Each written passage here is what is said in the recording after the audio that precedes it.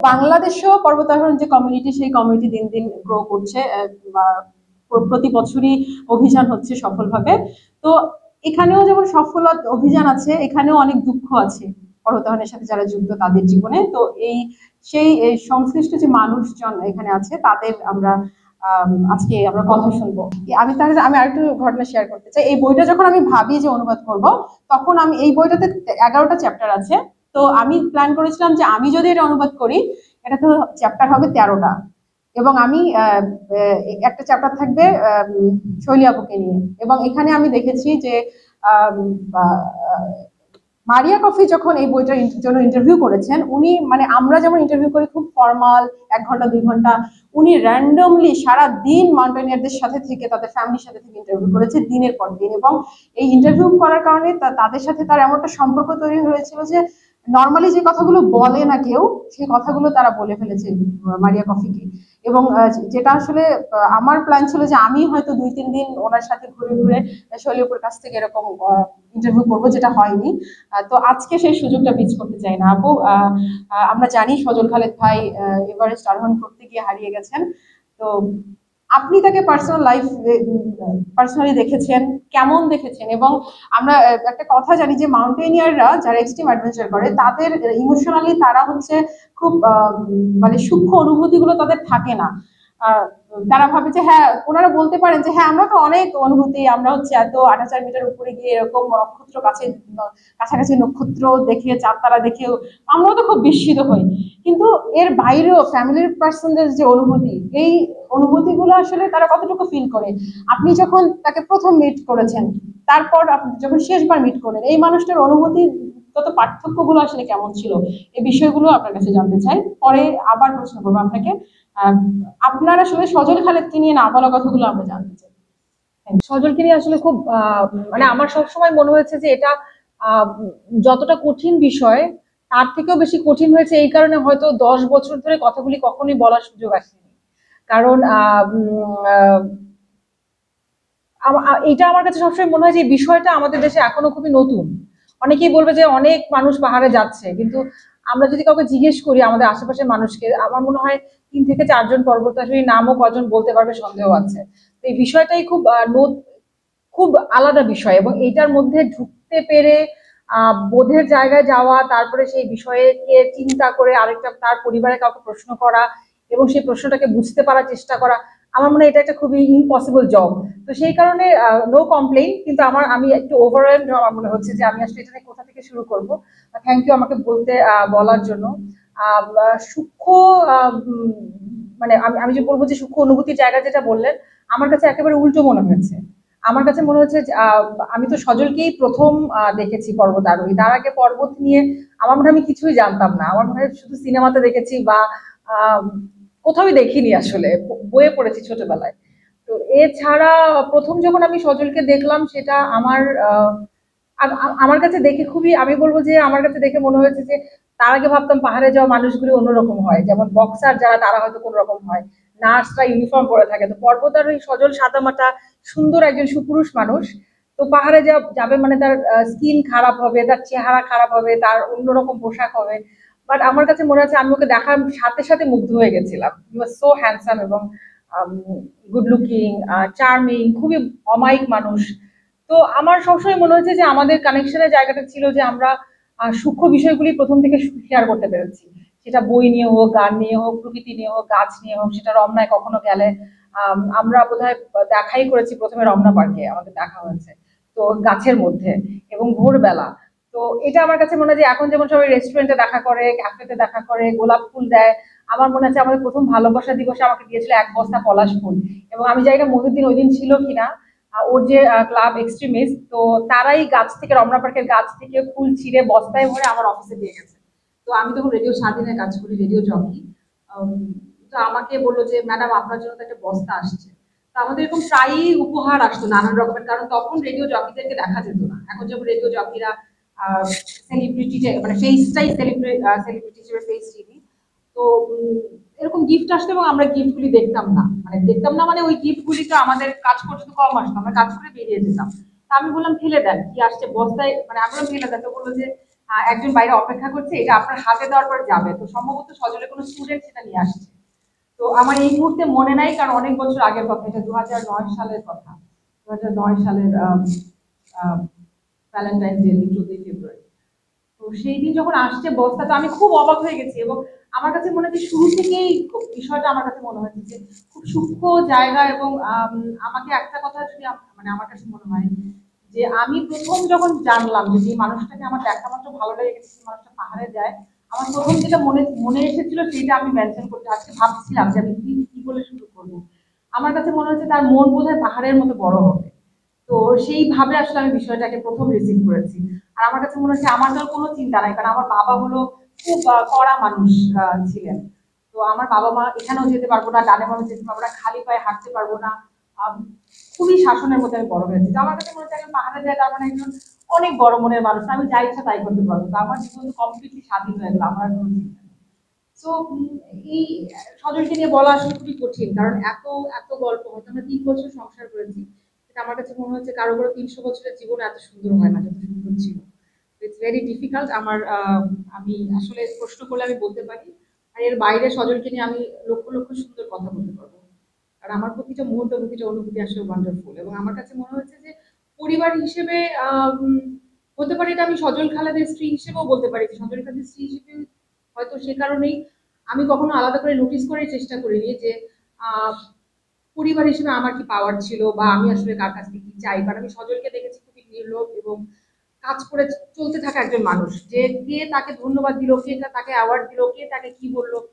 যারা সজলকে চেনেন আমার মনে হয় সে একমত হবেন আমার সাথে। তো যতবার আমার কাছে বিষয়টা অবশ্যই কঠিন, এবং বিষয়টা এখনো কঠিন, এই মুহূর্তে এখানে দাঁড়িয়ে থেকেও কঠিন। তো সেখান থেকে আমি বলবো যে যতবার এটা আমার কাছে কঠিন লেগেছে, যতবার এটা বুঝতে অসুবিধা হয়েছে যে কি ডিল করছি আমি বা নেক্সট কি করব, প্রতিবার আসলে সজলকে ভেবে আমি উত্তরটা তৈরি করেছি, বা সজলকে ভেবেই আমি সিদ্ধান্ত নিয়েছি।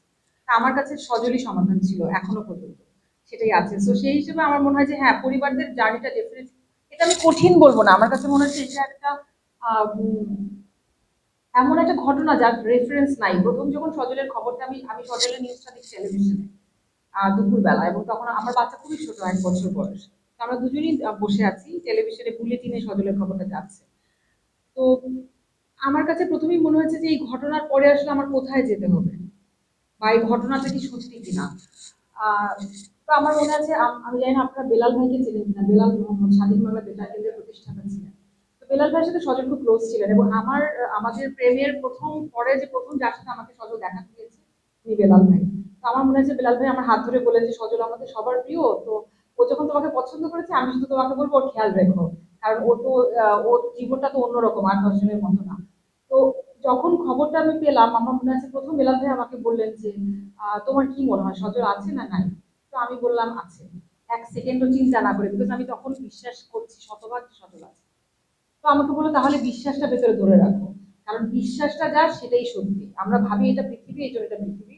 তুমি যা দেখছো, তুমি ভাবছো এটা আছে, সেই জন্য এটা আছে। তো আমার মনে হচ্ছে এই বিশ্বাসটা নিয়ে আমার 5-7 বছর কেটে গেছে। তো তারপরে যখন আমি বুঝতে পেরেছি যে এই বিশ্বাসের পাশে আরো অনেক কিছু আছে, তখন আমার মনে হয় যে আমরা মানুষ, তো আমরা আস্তে আস্তে হিল করা বা বাস্তবতা, কারণ আপনাকে প্রতিদিন আপনার বাচ্চাকে বড় করতে হবে, আপনার জীবনটাকে আপনাকে চালাতে হবে, আশেপাশের অনেক মানুষের অনেক প্রশ্নের উত্তর দিতে হবে, অথবা আমাদের পরিস্থিতিটাও খুব আসলে অন্যরকম বাংলাদেশের পার্সপেক্টিভ থেকে আমি বলবো। তো ধীরে ধীরে হয়তো আমি ওটা বুঝে গেছি, 5 বছরে আবার আমি অন্য রিয়েলিটিতেও চলে গেছি বা বুঝতে পেরেছি। কিন্তু 5টা বছর আমার মনে হয়, 5-7 বছর আমি একদম বলতে পারবো না, ওই কথাটা আমার মনে ছিল যে আমি যা বিশ্বাস করি সেটাই সত্যি। তো আমাকে বিশ্বাসটা ধরে রাখতে হবে, সজল কোথাও না কোথাও আছে। তো সেটা হয়তো আমি বিশ্বাস করতে চাই এভাবে যে কেউ কখনো নাই হয়ে যায় না, হয়তো আমার সামনে এই মুহূর্তে দাঁড়িয়ে নেই, কিন্তু কোথাও আছে। তো এটা আমি বলবো যে পরিবারের জন্য বইটা আমি পুরোটা শেষ করতে পারিনি, কারণ আমি ঢাকার বাইরে ছিলাম। আহ, যখন এই বইটা পাবলিশ হয়েছে তখন আমি ঢাকায় ছিলাম না। কিন্তু যতটুকু আমি পড়তে পেরেছি আমার কাছে মনে হয়েছে যে গল্পগুলি আসলে কম বেশি একই। কারণ আপনি দেখবেন যে আহ, আনন্দের গল্পগুলি হয়তো এক একজনের এক এক রকম হয়। কেউ হয়তো সন্তানের মুখ দেখে খুশি হয়েছে, কেউ তার রেজাল্ট ভালো করে খুশি হয়েছে, কেউ তার একার জীবনটাকে এনজয় করছে খুশি হয়েছে। কিন্তু কষ্টগুলো কোথাও যে একই রকম হয়ে যায়। আমার কাছে মনে হচ্ছে সবগুলি যতটুকু আমি পড়েছি একই রকম। এবং আমার এই বইটা পড়তে চেয়ে যেটা আমার মনে হয়েছে যে এই বইটা যতটা পর্বত আরোহণের সাথে জড়িত মানুষের জন্য, তার চেয়ে বেশি জরুরি অন্য মানুষগুলির জন্য, যে মানুষগুলি আসলে এখনো জানে না। কারণ আপনি কোথাও গেলে নিশ্চয়ই চাবেন যে এই গল্পটা, এই প্রসঙ্গটা যখন ওঠে তখন যেন সম্মানের সাথে আপনার সাথে আলোচনাটা হয়, বা ভালোবেসে আলোচনাটা হয়, বা এটা যে কত রেসপেক্টফুল একটা বিষয়। এবং একটা মানুষ যখন জানে যে আমি আর ফিরতেও না পারি, এবং সে যখন জানে যে আমার সমস্ত কিছু একটা টেম্পোরারি, আমি যে কলমটা রেখেছি এটাও আমার থেকে বেশি সময় হয়তো পৃথিবীতে থাকবে, কিন্তু আমি কখন থাকবো আর থাকবো না আমি জানি না। তো সেই মানুষটা এবং সেই মানুষটার সাথে সাপোর্ট করতে থাকা আরো আরো মানুষগুলির সাথে কিভাবে ডিল করতে হবে সোসাইটি, এইটা জানার জন্য আমার মনে হয় যে এই ধরনের বই বা আরো বেশি যত আসে, আমি বলবো যে আপনাকে অসংখ্য ধন্যবাদ। সজলেরও একটা বই আছে অনুবাদ, আমার কাছে মনে হয় যারা এই বইগুলি অনুবাদ করেন আমার মনে হয় এটা খুবই জরুরি জরুরি বই, এবং এটা যত বেশি প্রচার পায়, যত বেশি মানুষের কাছে যায়, আমার মনে হয় যে পর্বতারোহণ যে কঠিন তার পাশাপাশি যেটা একটা বিশাল ব্যাপার, বিশাল সম্মানের ব্যাপার, এবং একটা মানুষ যে নিজের থেকে উঠে যে একটা দেশকে চিন্তা করতে পারে, বিশ্বকে চিন্তা করতে পারে, এত বড় জায়গায় যে ভাবতে পারে, বড় জায়গায় যে মনকে দাঁড় করাতে পারে, এইটা আসলে আমার মনে হয় যে যত বেশি মানুষ বুঝতে পারবে তত তাদের জার্নিটা সহজ হবে। কারণ আমি সজলকে এতটুকু বুঝতাম যে ও ও ও আমাকে কখনো বলেনি, কিন্তু আমার কাছে মনে হতো যে এই জার্নিটাতে একটা সময় পরে পর্বতারোহী একা হয়ে যায়, কারণ সে বুঝতে পারে আশেপাশের বেশিরভাগ মানুষ তাকে বুঝতে পারছে না, এবং সে সবাই তাকে ভুল বুঝছে। তো তার যাত্রাটা সহজ করার জন্য আমার মনে হয় যে একটু এই এই বইগুলি যদি শুধু বই আকারে না, গল্প করতে করতে, কখনো ব্লগ আকারে, কখনো কোনো আলোচনায়, আড্ডায়, খোলা ময়দানে, কোনো পাঠক সমাবেশ যখন যেখানে হচ্ছে সেখানেও যদি ওঠে, আমার মনে হয় সেটা মানে আমার দিক থেকে আমার মনে হয় যে সেটা খুব জরুরি আসে। কঠিন কঠিন প্রশ্ন আমাকে করা যাবে না, আমি শুধু সজলের বউ এখানে কান্না করতে চাই না। আমার মনে হয় আমি সজলের প্রেমে এত হাবুডুবু খেয়ে থাকতাম যে আমি আসলে এভাবে কখনো ভাবিনি।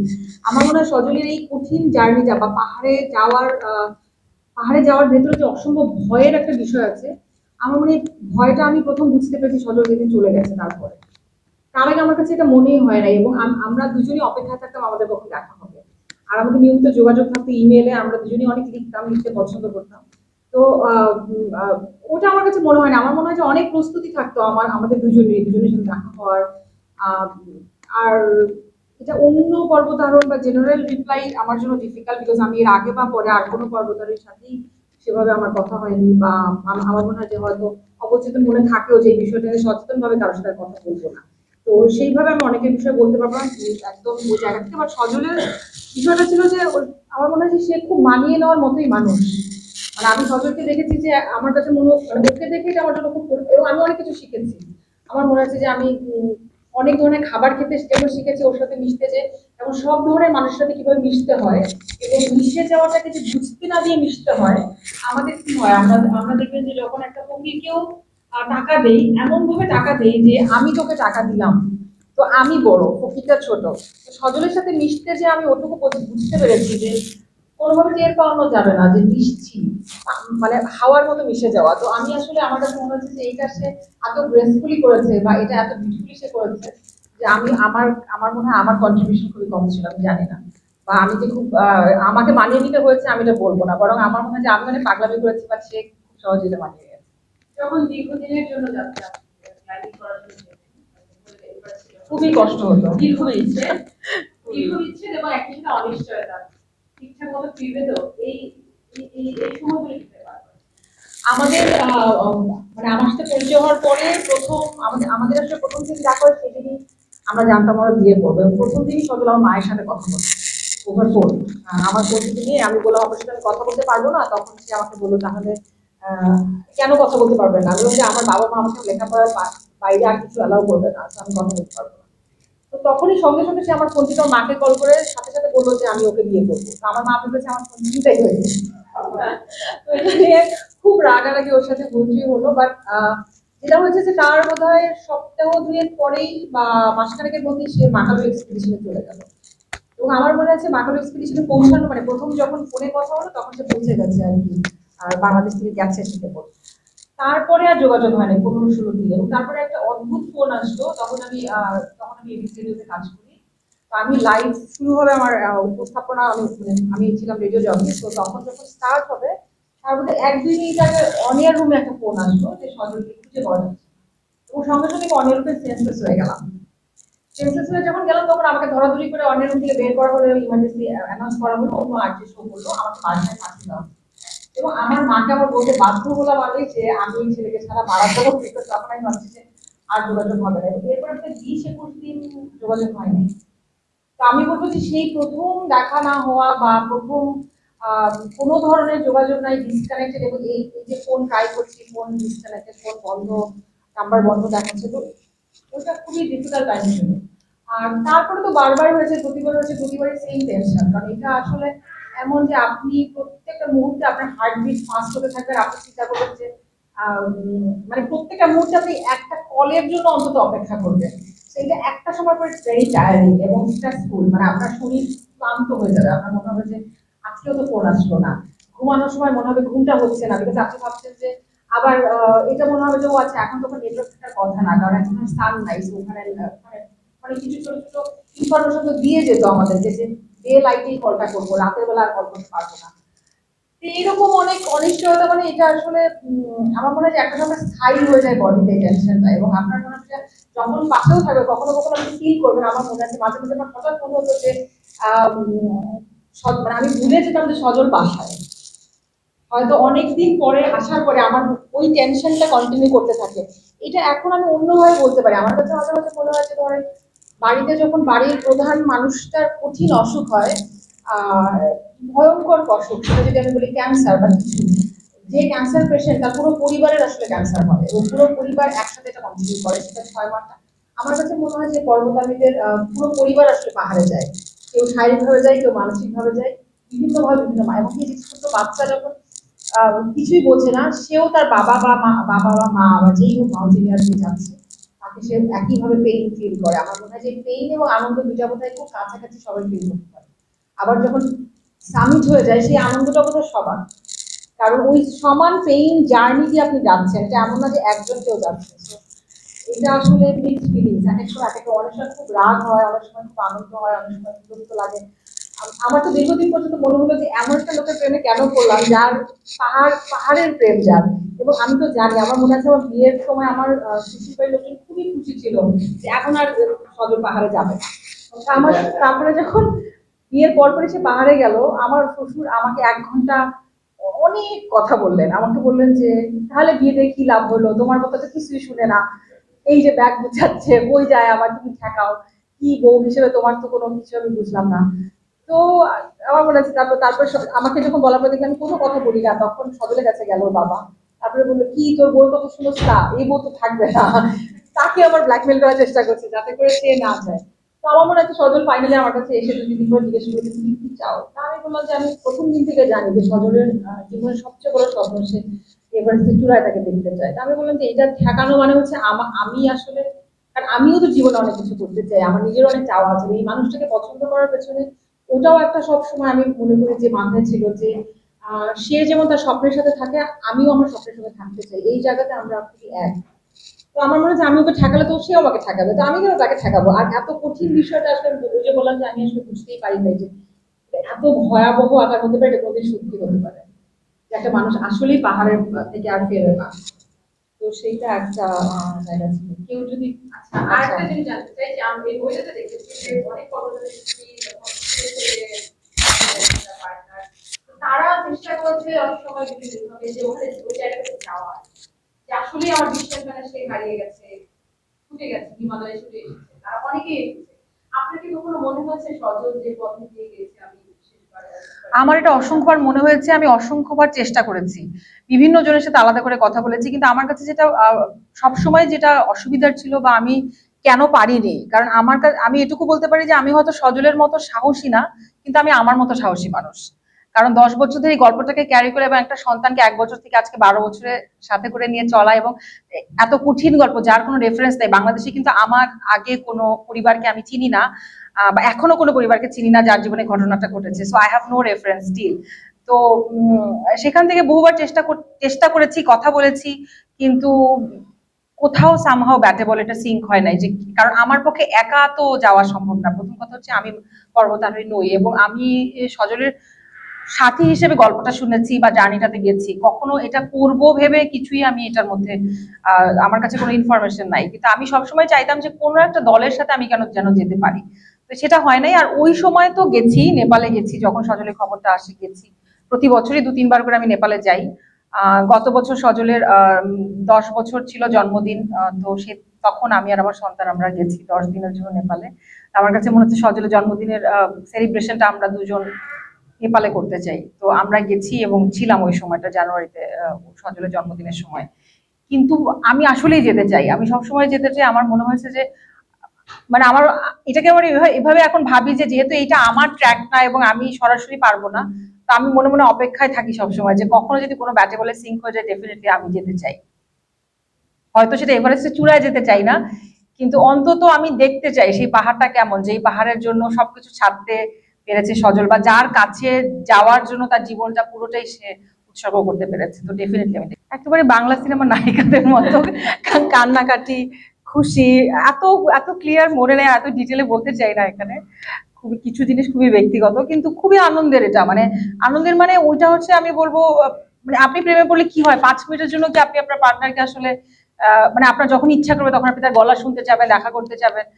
তো ডেফিনেটলি এটা খুবই ডিফারেন্ট একটা নতুন অভিজ্ঞতা। ওইভাবে তো কখনো আমি ভাবি নাই যে কারোর সাথে আমার প্রেম হয়ে যাবে আর সে পাহাড়ে যাবে আর তার সাথে যোগাযোগ হবে না। হ্যাঁ, এটা খুবই, কিন্তু এটা বারবার হয়েছে, এটা বহুবার হয়েছে, বহুবার, প্রতি বছর একাধিকবার। সজলের সাথে দেখা হয়, সজলি এভারেস্টে যখন যায় তখন আমরা নেপালে গেছিলাম সি অফ করতে। আমি, আমার মা, আমার ভাই, আমার ভাই ঢুকলো, আমরা এক ভাই এক বোন। তো আমরা আর আমার বাচ্চা, তো তখন আমার বাচ্চা ছিল খুবই ছোট। তো আমি সজল সি অফ করানোর জন্য মানে একসাথে আমরা নেপাল যাবো এবং তারপর সে এভারেস্টে চলে যাবে, এরকম একটা ঠিক হলো। তো তখন আমরা ঠিক করলাম যে যেহেতু সুস্মিত খুবই ছোট, আমার ছেলের নাম সুস্মিত, যেহেতু সে খুবই ছোট, ফেরার সময় আমার একা একা খুব কষ্ট হবে, মন খারাপ থাকবে বা বাচ্চাটাকে নিয়ে ফেরা কঠিন। তখন আমরা ঠিক করলাম যে তাহলে আমার মা এবং আমার ভাই আমার সাথে, আমরা একসাথে যাব। তো সেই লাস্ট দেখা হয় এভারেস্টে ওই সময়টায়। এরপরে ফোনে কথা হচ্ছে সজলের এক্সপেডিশনের, সজল সামিট করেছে 20 তারিখে, মেয়ের 20 তারিখে, আমার সাথে লাস্ট কথা হয় 15 তারিখে, 5 দিন আগে। তো সেই দিনের গল্পটা বলতে পারি, সেটা খুব ইন্টারেস্টিং গল্প এবং সেটা ওর সাথে আমার শেষ কথা। এরপরে আর এখন পর্যন্ত কোনো কথা হয়নি। সেটা হচ্ছে বিকালের দিকে বোধ হয় 3টা, 3:30, 4টা এরকম। আসলে একটা একটু আমি বলে নিই, অনেক ইনফরমেশন বহু আমি দিতে পারছি না, এটার কারণ হচ্ছে সজলের ওই সময়টার পরে আমার অনেকদিন থেরাপি হয়েছে। আমি আসলে প্রায় 1.5-2 বছর ঠিকভাবে কথা বলতে পারতাম না। আমার অনেক ধরনের ট্রিটমেন্ট হয়েছে, সাইকোথেরাপি এবং কাউন্সিলিং। তো আমার অনেক মেমরি লস হয়ে গেছে, এই কারণে আমি যতটুকু পারছি মনে করে যতটুকু বলা ততটুকু বলছি।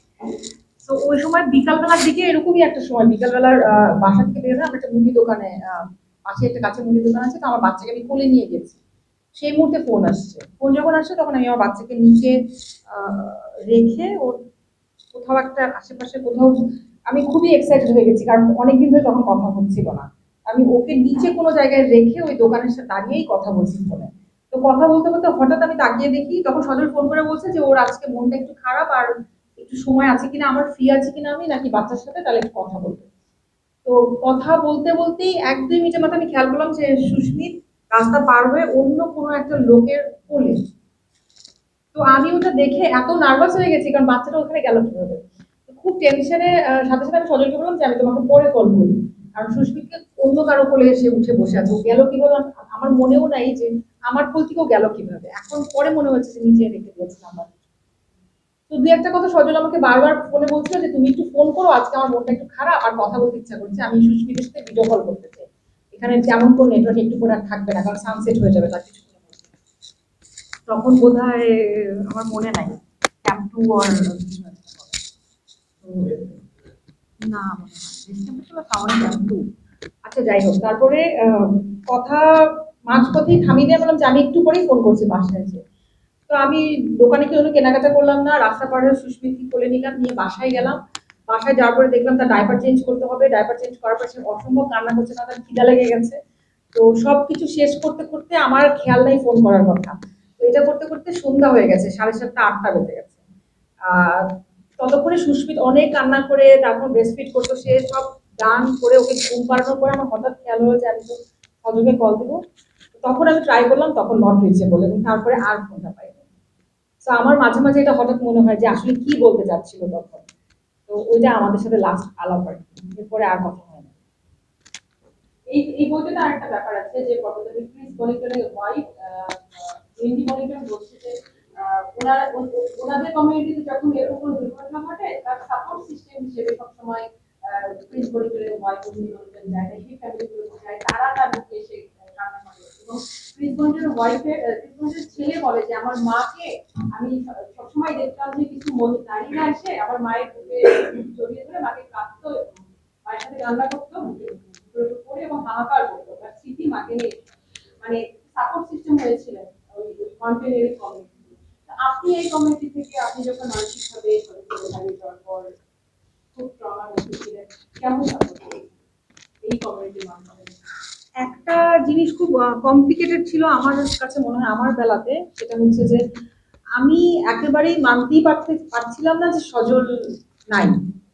আর আমার আশেপাশে সবাই এটা, ওরা আমাকে বলতে চাচ্ছিল বা ওরা আলাপ করছিল যে সজল আসলে নাই। তো সান্ত্বনা আপনি তখন নিবেন যখন আপনি কোনো একটা জায়গায় এক হবেন। আমরা আসলে দুই পক্ষ হয়ে গেছিলাম। আমি ভেতর থেকে বিশ্বাস করছিলাম যে এই মানুষগুলো আমাকে মিথ্যা কথা বলছে, আর এই মানুষগুলোর কাছে আমি যাবো না, কারণ আমি জানি সজল আছে কি নাই। কারণ আমাকে সে শেষ যেদিন কথা হয়েছে নেপাল থেকে আসার দিন, সে আমাকে বলেছিল যে যা কিছুই হোক আমি ফিরে আসবো, তো এটা নিয়ে তোমার এক মিনিটও চিন্তা করা দরকার নেই, কিন্তু আমাদের বাচ্চাটা খুবই ছোট, তুমি যদি চিন্তা করো। কারণ আমি একা থাকতাম, আমার বাচ্চা তখন খুবই ছোট, তো আমাকে আমাকে বারবার সে বোঝানোর চেষ্টা করছিল যে যাই হোক সামিট না হলে আমি ফেরত আসবো। আর সজল, আমি এটা আমি জানি না এটা কোট করে বহু জায়গায় মেনশন করা হয়েছে, তো এটা আমি হয়তো রিপিট করছি মনে হবে। সেটা হচ্ছে এই একটা বাড়ি সজল শুধু আমার সাথে কথা রাখে নাই, সজল ফিরবো বলে ফিরে আসে নাই। আর কখনো কোনোদিন হয় নাই যে সজল আমাকে যদি একটা কথা বলতো যে আমি এটা করবো তাহলে সেটা সে করবে। তো আমি একটা সময় পরে বিশ্বাস করে ফেলেছিলাম যে সজল যা বলবে তাই হবে। তো সেইটা প্রথম দিকে হচ্ছে কেউ আমাকে হেল্প করতে পারতো কিনা আমি জানি না, বিকজ আমি আশেপাশের কোনো মানুষের সাথে কথা বলতে চাচ্ছিলাম না তখন। বিকজ আমার কাছে মনে হচ্ছিল ওরা যে সান্ত্বনাগুলো আমাকে দিচ্ছিল বা আমাকে যে লাইফস্টাইলের গল্পটা বলতে চাচ্ছিল বা এখন আমার কি করতে হবে বলছিল, এটা তো আপনি তখন মেনে নিবেন যখন আপনি বুঝবেন যে ঘটনাটা আপনার জীবনে ঘটনা বদলে যাচ্ছে। আমি তো ওই জায়গায় দাঁড়িয়েছিলাম যে সজল আসবে, তো এইটা একটা ছিল। আর বেশ অনেকদিন পরে আমার কাছে মনে হচ্ছে যে আমি অ্যাবনর্মাল অ্যাক্টিভিটি করছি, কারণ আমি তখন অনেক কিছু এলোমেলো হয়ে গেছে, আমি মনে করতে পারতাম না, কথা বলতে পারতাম না। কথা বলতে বলতে হঠাৎ মনে হতো যে আমি কি কথা বলছি, মানে আমার নিজের কথাই নিজের কাছে মনে হতো যে এই কথা তো এখানে। আপনি যখন কি হয়, আমরা গ্রুপের মধ্যে যখন কথা বলি, আমার পাশের মানুষটা যেমন মনে করে যে কি বললো, এটা তো মানে নাই, কিন্তু আপনি আপনি কন্টিনিউ করছেন, আপনি জানেন আপনি তো স্বপ্নের ভেতরেই আছেন, তো আপনার কথাটা আপনার মনে হবে। তো এটা আমার অনেক সময় পরে মনে হতে থাকলো যে আমার কথাবার্তা তো এলোমেলো হয়ে যাচ্ছে, আমি মনে রাখতে পারছি না, রাস্তা হারিয়ে ফেলতাম। আমার মনে আছে একবার আমি কোনো একটা ঘটনায় খুবই বিব্রতকর একটা সিচুয়েশনের মধ্যে, বিব্রতকর বলবো না, মানে ওই সময় কিন্তু আমার মাইন্ড ব্রেইন কিছুই ঠিক নেই। কোনো একটা কথা আমার খুব খারাপ লেগেছে এবং আমি বাসায় যাওয়ার সময় আমি চিন্তা করলাম বাসায় না যেয়ে আমি কোথাও চলে যাই। এবং আমি যখন বাসার কাছাকাছি পৌঁছে গেছি তখন বাসায় না যেয়ে আমি আবার চিন্তা করলাম যে তাহলে আমি কই যাবো। তো কমলাপুর স্টেশনে গেলাম আমি, এবং ওখানে বাস বললো সবচেয়ে কাছের বাস কক্সবাজার যায়। তো আমি বললাম কয়টার সময়, বলে যে এই তো 15-20 মিনিট পরে। তো কক্সবাজারে বাসে উঠে গেলাম, আমার সাথে কিন্তু কিছুই নেই, আমার হ্যান্ড ব্যাগ আর জামা কাপড়, কার্ড আছে সাথে, আমি জানি যে টাকা লাগবে। তো উঠে গেলাম বাসে, এবং বাসে ওঠার পরে আমি বসে আছি নিশ্চিন্ত, কারণ আমার ব্রেইন ঠিকভাবে কাজ করে না, বুঝতেও পারছি না যে বাসায় যেতে হবে, বাসায় বাচ্চা, কই যাচ্ছি। তো রাত্রেবেলা একটা জায়গায় বাস যখন থামলো আমি নেমে গেলাম, এবং নামার পরে আমি অনেকক্ষণ পরে প্রায় 15-20 মিনিট পরে টের পেলাম যে আমি কক্সবাজার যাই নাই, আমি চিটাগংয়ে নেমে গেছি এবং বাস চলে গেছে। তো এই ধরনের অসংখ্য এলোমেলো এলোমেলো ঘটনা, যেমন আমার মনে আছে আমি ভাবছি বাসা থেকে বের হয়ে যে এক জায়গায় যাবো, যে দেখলাম আমি অন্য জায়গায় চলে গেছি, আমি এদিকে খিলগায় আসবো, আমি উত্তরার বাসে উঠে গেছি। আর এবং তখন আমি তার আগে কোনো আমি বাসে উঠি নাই, মানে কেন আমি বাসে উঠছি এটাই আমার প্রথম প্রশ্ন ছিল যে বাসে আমি উঠি কেন। বাসে তো আমি উঠতাম না, আমার মনে হয় যে আমার একটা আহ, জানি না, মেবি আই এম রং, আমার কাছে মনে হয় যে তখন আমি ভাবতাম যে চেনা মানুষের থেকে দূরে যেতে হবে, চেনা মানুষ আমাকে দেখে চিনে যাচ্ছে যে আমি ট্রমার মধ্যে আছি বা আমি দুঃখী। কারণ আমি as a person I am very happy person, এবং সজলের সাথে আই ওয়াজ এক্সট্রিমলি হ্যাপি। আমার লাইফে 3 বছর আমার জীবনের শ্রেষ্ঠ সময়, আমি এখনো বলি। তো সেইখান থেকে আমার মনে হচ্ছে আমাকে, আমি যে হঠাৎ দুঃখী হয়ে গেলাম মানুষের চোখে, এই মানুষগুলোর সামনে যেতে চাই না, তাহলে অ্যাটলিস্ট আই ক্যান স্মাইল। কারণ একটা সময় পরে আপনি ফিল করবেন যে আপনাকে আপনার সব মানুষ তাকিয়ে আপনার দিকে দেখছে, এবং যে ঘটনার জন্য দেখছে, যেই কারণে আপনাকে কিনে যাচ্ছে, সেই ঘটনাটার জন্য আপনি দায়ী না, বা সেই ঘটনাটাকে আপনি মন থেকে মানছেন না, বা এই ঘটনাটা আপনার জন্য ভয়ঙ্কর দুঃখের। তো এই বিষয়গুলো ছিল। তারপরে তো আমি থেরাপি স্টার্ট করলাম, কারণ এই সিচুয়েশনে আমার বন্ধু বান্ধবরা ছেলে আমাকে থেরাপিস্টের কাছে পাঠালেন। 2-3টা থেরাপিস্ট ওয়ার্ক করে নাই, 1-2 ঘন্টায় বাজে অভিজ্ঞতা, এটা বলতে চাই না, বাট এই থেরাপিস্ট ফাইনালি আমার সাথে মানে ওনার সাথে আমার সিং হলো, ডক্টর মির্জা। ওনার ওখানে যে আমি বুঝতে পারলাম আমি কিছু মনে রাখতে পারছি না এবং ওনাকে বলতে পারছি না। উনি আমাকে বললেন, আপনি একটা কাজ করেন, এটা নিয়ে প্রেশার নেন না, এটা কোনো অসুবিধা। উনি এত ভালো ডক্টর, মানে আমার মনে হয় যে আমার জীবনে যদি আমি 3-4 জন ভালো মানুষ দেখে থাকি তার মধ্যে উনি একজন। তো উনি আমাকে বললেন, কোনো অসুবিধা নেই শৈলী, এটা তো খুবই নর্মাল, আমারও আসলে মনে নাই। একটা কাজ করা যেতে পারে কি, তোমার যখন যেটা মনে হয় তুমি সেটা ডায়েরিতে খাতায় একটা লিখে রাখো। ডায়েরি দিলে তো আমি লিখে রাখতাম, উনি পড়ে পড়ে বলতেন, ও আচ্ছা ওই দিন দুপুরবেলা, সানডে দুপুরবেলা তোমার শরীর খারাপ লাগছিল। তখন যদি আমি কিছু মনে করে আমি বলতাম, না মনে করতে বলতাম, না না খারাপ তো লাগছিল না, বলো আছে। উনি উনি ট্রিটমেন্ট করাতেন এখানে। তো 8 মাসের মাথায় উনিও মারা গেলেন, এবং 8 মাসের মাথায় আমি বুঝতে পারলাম যে এই ডক্টর ছাড়া আমার আর কারোর সাথে কথা বলার লোক নেই, আর সবাই একই কথা বলে। আর উনি আমার সাথে এই প্রসঙ্গে কথা বলেন, উনি আমার সাথে অন্য প্রসঙ্গে কথা বলে। যেমন উনি 7 থেকে 7.5 মাসের মাথায় উনি আমাকে বললেন যে শৈলী তুমি জব স্টার্ট করতে পারো, ইউর পারফেক্টলি ওকে, তুমি একটা কাজ করো, তুমি কোনো কাউন্সিলিং শপে যেতে পারো। এবং আপনি যে প্রশ্নটা করছিলেন এটাতে আমি এখন আসবো, যে আমি কিভাবে ওই সময়টায় সলভ করেছি। উনি যেমন আমাকে বলতেন তোমার কেমন লাগে, তো আমি বেশিরভাগ সময় নাকি বলতাম, এটা আমার লেখা আছে ডায়েরিতে, তো আমি বেশিরভাগ সময় তাকে বলতাম বা লিখে রাখতাম যে আমার খুবই বিষণ্ণ লাগে, ডাউন লাগে। স্যাড লাগে এটা বলবো না, আমার খুব ডাউন লাগে, আর আমি খুব পাজলড হয়ে যেতাম চিন্তা করতে করতে। তো তখনই আমাকে বলেন যে তোমার কি মনে হয় এরকম কারা। আমি আমি তখন বলেছি যে বিভিন্ন হাসপাতালে যারা থাকে, রোগীর সাথে যারা থাকে, পেশেন্ট যারা থাকে, যারা হাত নাই পা নাই, তো বলে কি তুমি একটা কাজ করো, তো তাদের কাছে যাও। তো আমি তখন অসংখ্য সরকারি হাসপাতালে ঘুরতাম, এবং আমি ফেসবুকে, আমার মনে আছে কয়েক মাস পরে আমি ফেসবুকে আবার অ্যাক্টিভ হলাম, তার আগ পর্যন্ত ফেসবুকে নাই আর। তখন আমি লিখতাম যে কারো যদি পরিবারে কেউ অসুস্থ হয় যেন আমাকে কল করে। এবং আমার মনে আছে এত অজানা মানুষের পরিবারের পাশে যে বসে থাকতাম আমি, এবং সেই মহিলা হয়তো কারো মা, ছেলে মেয়ে কেউ আসে নাই, এবং আমি পাশে বসে আছি, সে তো বুঝতে পারছে না যে আমি কে, সে হয়তো সিভিয়ার পেশেন্ট আর কি, ঢাকা মেডিকেলের কথা সবাই। উনি আমাকেই গালাগালি করছেন, আমি গালাগালি শুনছি, ওনার পা টিপা, বলো পা টিপ, তুই তুই 3 দিন পরে কেন আসলি, তো আমি ওনার পা টিপে দিচ্ছি। তো আমার মনে হয় যে ওইটা একটা বড় কাজ করেছে আমার জীবনে। আমার কাছে মনে হচ্ছে আমার মতো দুঃখী আসলে অনেক মানুষ, এবং আমি ওদেরকে দুঃখী মনে করতাম, কারণ আমি বুঝতাম যে ওরা হারানোর জার্নিতে আছে, ওরা এখন মা হারাবে, নাহলে কাউকে হারাবে, নিজেকে হারাবে, মারা যাবে, কেউ হাত পা চলে যাবে। তো ওইটা একটা এইভাবে অনেক আমার মনে হয় ইটস এ প্রসেস, এবং পুরোপুরি হিল বোধহয় কেউ হয় না। আর আমার কাছে মনে হয় যে এই যে আমরা বললাম ভুলে যেতে চাই, আমি কখনো ভুলতে চাই না, বিকজ এটা আমার জীবনের সুন্দর ঘটনা, বড় ঘটনা, আনন্দদায়ক ঘটনা। এই ঘটনাটা সত্য ঘটনা, সবচেয়ে বড় কথা হচ্ছে এটা একটা সত্য গল্প। তো এটা আমি ভুলতে চাই না, কিন্তু এটা আমি গ্রেসফুলি মনে রাখতে চাই, এবং গ্রেসফুলি এটাকে ভেতরে রাখতে চাই। তো সেইটার জন্য যতটুকু হিল করা দরকার ছিল, বা আশেপাশের মানুষের মধ্যে যে নিজেকে শান্ত রাখা বা শান্তিতে আসা, ওই জন্য যা যা করার দরকার আমার মনে হয় যে ইটস এ প্রসেস, প্রত্যেকটা মানুষ ইন্ডিভিজুয়ালি হয়তো সে তার মতো করে হিল করে। তো ওইভাবে হয়তো অনেক হিল হয়েছে, বন্ধু বান্ধবরা অনেক সাপোর্ট করেছে একটা সময় ধরে। আর আমি একদম অচেনা জায়গায় চলে যেতাম, সেখানে কাজ করতাম। ধরো আমার মনে আছে যে আমার ডক্টর মির্জা আমাকে বললেন যে এমন জায়গায় যাও যেখানে তোমার কোনো বন্ধু নাই, তুমি নতুন বন্ধু তৈরি করতে পারো না। দেখো, তখন এই পাঠশালায় ভর্তি হলাম, ফটোগ্রাফি করা শুরু করলাম, এবং তারপরে আমি ফটোগ্রাফি করছি এখনো। সালসা ভর্তি হলাম, আমাকে বললো তোমার গা ব্যথা করে, গা ব্যথা করতে হচ্ছে ট্রমা থেকে, পুরো বডি পেইন করতে, কারণ আপনার ব্রেইন যখন সারাক্ষণ পেইন হতে থাকে, মোর পেইন হলে বডিতে ট্রান্সফার হয়ে যায়। তো গা ব্যথার জন্য আমাকে বললো ফুল বডি মুভ করে এরকম এক্সারসাইজ করতে হবে। তাই আমি বললাম কি করবো, বলো তোমার কি ভালো লাগে, আমি বললাম ডান্স। তো বললো তাহলে তুমি সালসাতে ভর্তি হও। তো এইভাবে একদম অচেনা নতুন বন্ধু তৈরি হওয়া, ধীরে ধীরে আমার মনে হয়েছে যে আমি সজলকে আরো কাছে পেয়েছি, এবং সব মানুষকে দূরে পাঠাতে পেরেছি। প্রথম কথা হচ্ছে এই তুলনাটার উত্তর আমি দিতে পারবো না, গবেষক যারা আছেন তারা দিতে পারবেন। আমি আমার জায়গা থেকে এটুকু বলতে পারি যে আমি তো, আমাদের তো ভালোবাসা হয়েছিল, পর্বত আরোহীর সাথে ভালোবাসা হয় নাই, আমার একটা মানুষের সাথে ভালোবাসা হয়েছিল যে পাহাড় ভালোবাসে। তো কোনো সমস্যা নেই তাতে। কেউ গরু ভালোবাসে, কেউ কাক ভালোবাসে, কেউ তার পেশা ভালোবাসে, কেউ টাকা ভালোবাসে। এখন আপনি তাকেই পিক করবেন যার ভালোবাসাটার সাথে আপনার ভালোবাসা হবে। তো আমার আসলে সজলের পাহাড়ের সাথে ভালোবাসা হয়েছে, তা না হলে তো ভালোবাসতে পারতাম না।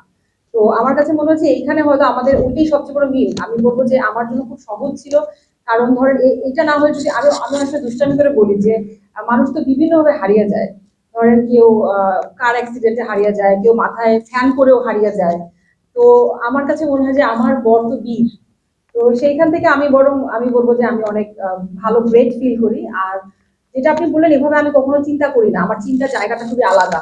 কারণ এতটুকু তো অন্তত বুঝতে পারছেন যে একজন বীরের সাথে ভালোবাসতে গেলে তাকে কিছুটা সাহস থাকতে হয়, নাহলে এত সহজ না। আপনি একটা মানুষকে জানবেন যে সেই মানুষটার জীবনের কোনো গ্যারান্টি নাই, গ্যারান্টি ছাড়া একটা মানুষকে আপনি পিক করবেন, খুব কম মানুষ আমরা পিক করবো। আমরা তাকে সবচেয়ে ভালোবাসি এই কালে যার অনেক টাকা আছে, বা যে অনেক বডি বিল্ডিং করে, যে অনেক অমুক করে, যে নায়কের মতো দেখতে, যে শাহরুখ খানের মতো, যে অনেক গ্ল্যামারাস। তো পর্বতারোহণ গ্ল্যামারাস, কিন্তু আমাদের দেশে তো কেউ তাকে গ্ল্যামারটা দেয় না। তো একজন গ্ল্যামারহীন মানুষকে, এত সাহসী মানুষকে ভালোবাসার কারণেই থাকতে পেরেছি, আর কোনো চ্যালেঞ্জিং ছিল না। ইট ওয়াজ এ ওয়ান্ডারফুল জার্নি। আমাকে যদি আবারও সুযোগ দেওয়া হয় আমি সারা জীবন, এর পরের জীবন এভাবেই জীবনটা চাই। আমার কাছে একদমই কঠিন নয়।